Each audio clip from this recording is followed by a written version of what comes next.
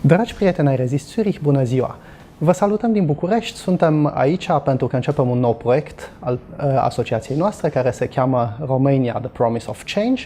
Este vorba despre cei 30 de ani de la Revoluția din decembrie 1989 pe care îi aniversăm în acest an și dorim să ne amintim în această ocazie de toate speranțele pe care le-am legat de acea schimbare de atunci, de acea schimbare care a pornit, dar a continuat până la un anumit punct și sperăm noi că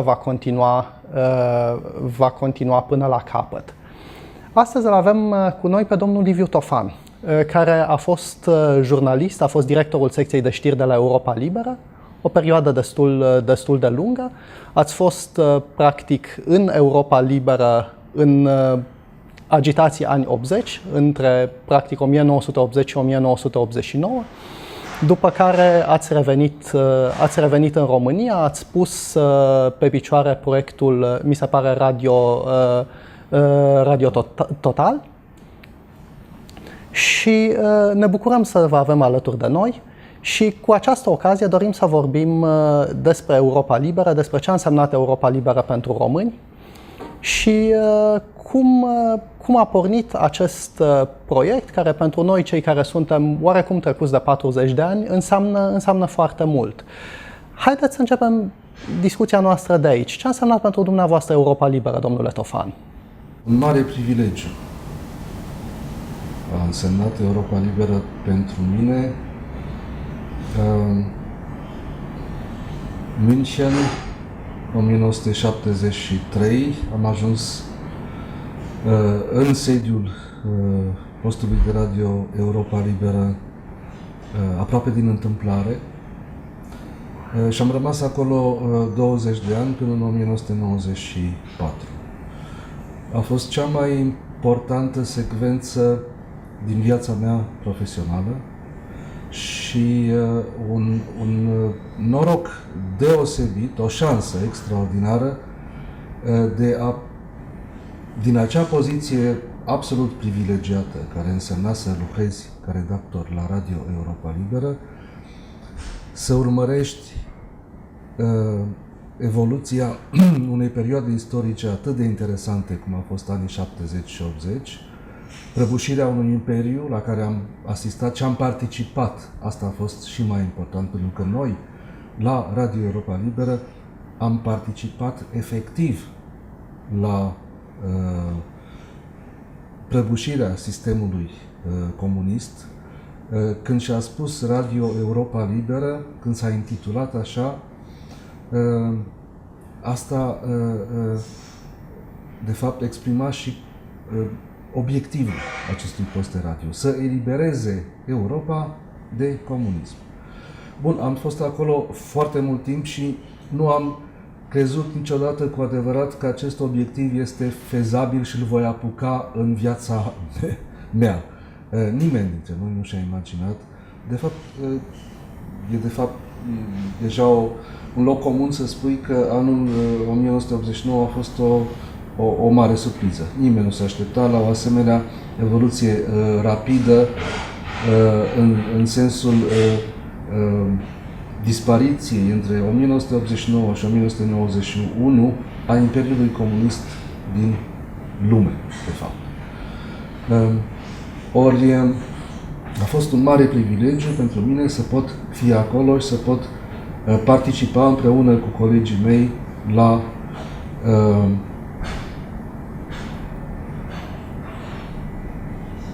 inclusiv la ce a însemnat decembrie 1989, unde iarăși Europa Liberă a avut un rol determinant.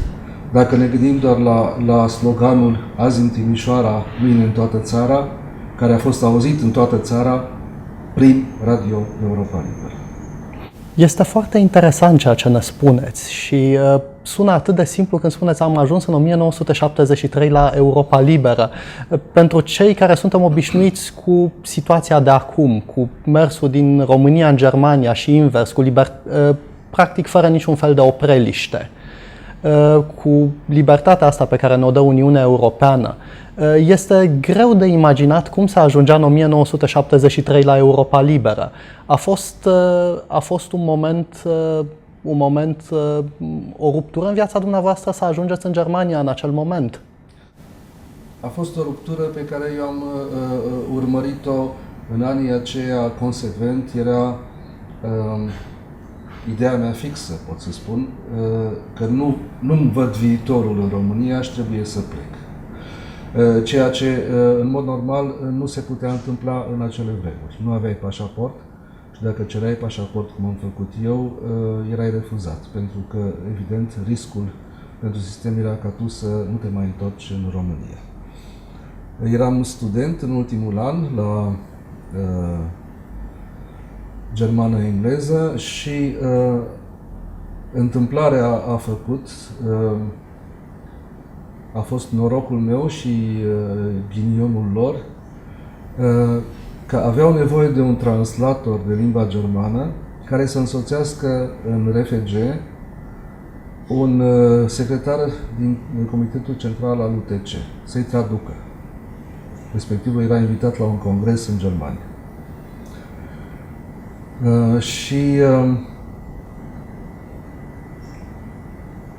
Întâmplarea a făcut ca eu să fiu cel ales să-l însoțesc pe respectivul ca translator. M-am întrebat, desigur, cum a dat norocul peste mine în acel moment și explicația, cred eu, constă în aceea că securitatea mă verifica în vederea unei recrutări care mi-a fost oferită. Mi s-a făcut oferta să lucrez pentru securitate. Și cum am ajuns în Germania, acolo am rămas. Ceea ce a însemnat pentru mine o condamnare la închisoare de 6 ani pentru refuzul înapoierii în țară. Nu știu ce s-a întâmplat cu acea condamnare, dacă a fost amnistiată sau nu. Faptul este că nu m-a arestat nimeni până acum și nu m-au căutat. Așa am ajuns eu în Germania. Am rămas clandestin, alții fugeau peste graniță, am avut șansa și am profitat de o deplasare de un pașaport, cum au făcut foarte mulți români, ca să rămân în Occident. Și primul meu drum la München a fost la facultatea de film de acolo, foarte cunoscută, pentru că începusem să studiez regie de film încă în România și asta era cealaltă mare preocupare a mea, filmul. Numai că cei de la facultate, eu eram practic eram ca un fel de homeless în Germania, adică nu aveam niciun fel de venit, nu aveam casă, nu aveam niciun fel de statut, eram acolo de câteva săptămâni, un refugiat oarecare. Dar cei de la facultate mi-au spus, m-au sfătuit, m-au ascultat cu foarte multă înțelegere și atenție, au fost foarte amabili, dar mi-au spus, băiatule, du-te și vezi și aranjează-ți viața, vezi cum o să-ți câștige existența, după aceea mai stăm de vorbă. Așa s-a întâmplat ca în pasul următor cineva să-mi recomande să mă duc să vorbesc cu românii de la Radio Europa Liberă. Era mai, început de mai 1973, am intrat în acea clădire, l-am cunoscut pe Noel Bernard, care era directorul secției românești, și am rămas acolo cam vreo 20 de ani. Noel Bernard este un nume pe care îl auzim des când vorbim despre Europa Liberă. Este un nume cunoscut în generația și una mai degrabă a ascultătorilor Radio Europa Liberă, care au în prezent 50 de ani, poate peste 50 de ani. A fost unul dintre cei mai, nu numai importanți, dar a fost și un director care a influențat modul în care a crescut Europa Liberă, dacă înțeleg bine lucrul acesta. Noel Bernard a fost determinant pentru evoluția postului de Radio Europa Liberă după anul 1968 și el a reușit să profesionalizeze pe model occidental redacția Europei Libere și să o lanseze pe o traiectorie ascendentă pe care a rămas până în 1989, deși Noel Bernard, din păcate, a părăsit, el a murit în decembrie 1981. Fără Noel Bernard, Europa Liberă n-ar fi însemnat niciodată ceea ce a însemnat pentru români. Este evident meritul lui din toate punctele de vedere. Noel Bernard fiind un ziarist de formație britanică. El, născut în România, plecat de copil din țară, el a crescut, s-a format și a lucrat ca jurnalist în Marea Britanie. Vorbea o engleză perfectă, germana la fel, franceza la fel și era un om care gândea ca un occidental, nu mai gândea ca un român. Și asta a ajutat foarte mult pentru a corecta în redacția noastră, redacția românească, anumite românisme care altfel nu ar fi fost foarte favorabile. Este foarte interesant, mai ales că, din ceea ce spuneți, succesul lui Noel Bernard a venit într-o perioadă în care comunismul din România, sub Nicolae Ceaușescu, era popular în Occident. Și sunt niște teme foarte interesante aici. De exemplu, faptul că a reușit să facă Europa liberă populară într-un moment în care Ceaușescu avea ceea ce am numit astăzi o imagine bună în Europa de Vest și până la urmă chiar și în Statele Unite, și faptul care poate fi interesant și pentru cei care se uită acum la noi, că a corectat anumite, cum le-a spus dumneavoastră, românisme. Accentul îl pun aici repetat pe profesionalism.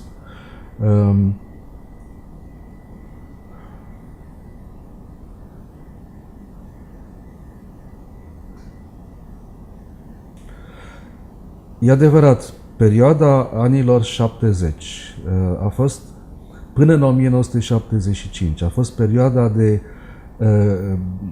din 1968 până în 1975 a fost perioada de glorie a lui Nicolae Ceaușescu. Multă lume a perceput sau crede că Radio Europa Liberă a fost un post de radio de luptă anticomunistă. Ori asta este greșit și este exact lucrul pe care l-a făcut Noel Bernard și care, de fapt, este cuprins chiar în statutul Europei Libere. Radio Europa Liberă nu a fost un post de luptă împotriva comunismului, a fost un post de informare. În raport cu ce se întâmpla în România, în raport cu propaganda din România, în raport cu manipularea și dezinformarea din presa românească, tot ce trebuia să spunem noi era să spunem lucrurilor pe nume, să spunem adevărul, să spunem ce s-a întâmplat de fapt. Asta făceam noi. Noi nu am combătut comunismul, noi nu am făcut, nu am avut o luptă împotriva comunismului, nu am făcut propaganda anticomunistă, noi am adus informația corectă românilor.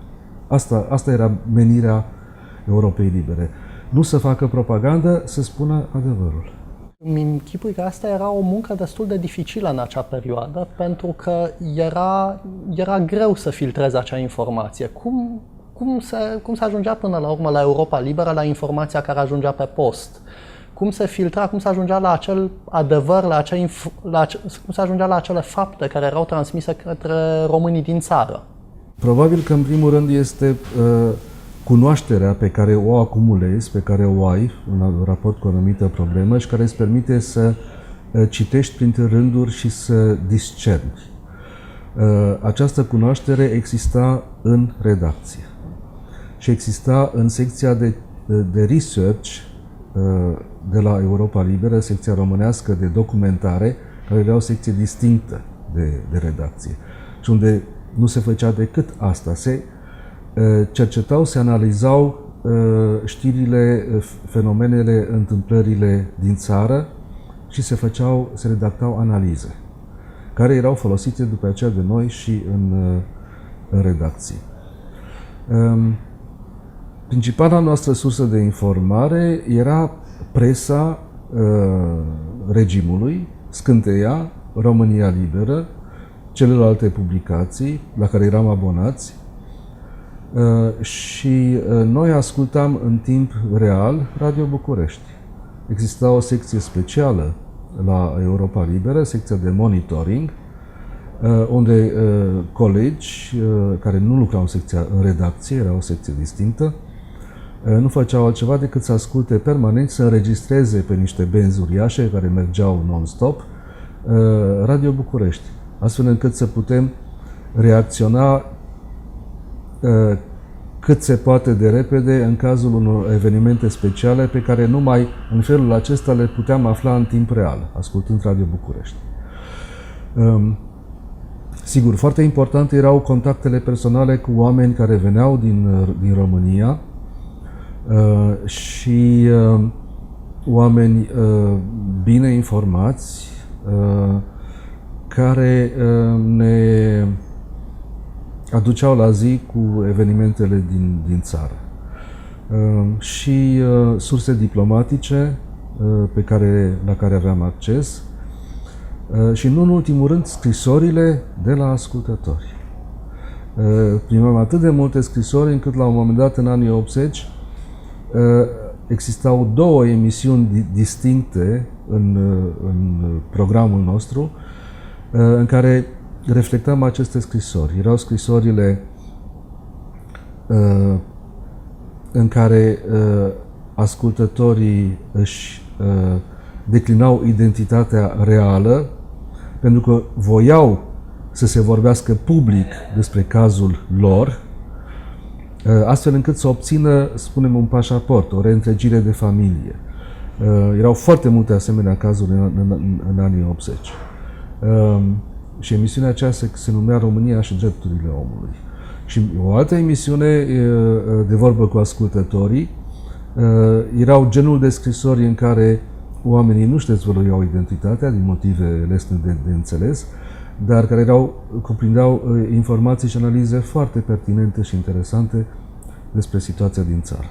Și la ascultători să spunem că erau ascultători de prestigiu, ascultători foarte cunoscuți în România între timp. De exemplu, doamna Doina Cornea și-a prezentat scrisorile dânsei deschise și le-a transmis prin Europa Liberă. Și chiar țin minte că există o poză cu acea păpușă în care va parvenit la Europa Liberă una dintre scrisorile doamnei Cornea.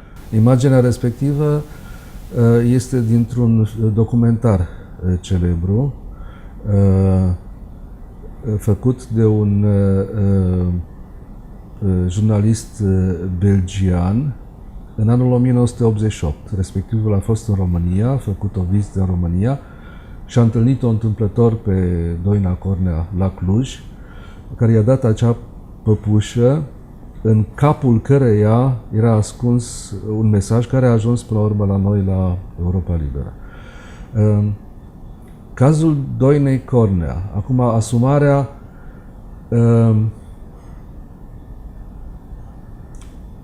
acelor scrisori, asumarea poziției pe care a avut-o și o poziție potențial periculoasă. În cazul Doinei Cornea trebuie să știți că a fost o întâmplare, că noi i-am dezvăluit numele. A fost de fapt o mică eroare a lui Vlad Georgescu, care atunci era proaspăt director al secției românești, cred că se întâmpla asta în 1982, și care a crezut pur și simplu că Doina Cornea este un pseudonim oarecare. Și l-a dat pe post crezând că este un pseudonim. Ori era de fapt numele real al Doinei Cornea. Și așa a ajuns Doina Cornea să fie obligată, evident, n-a mai avut ce face, dar a fost o eroare pozitivă. Cred că a însemnat foarte mult și pentru Doina Cornea și pentru noi că cineva, o asemenea personalitate, și-a asumat răspunderea acelor poziții. Dar așa s-a întâmplat. Istoria are aspecte interesante și fascinante câteodată, adică rolul unei erori poate fi poate fi extrem de pozitiv, cum a fost în acest caz.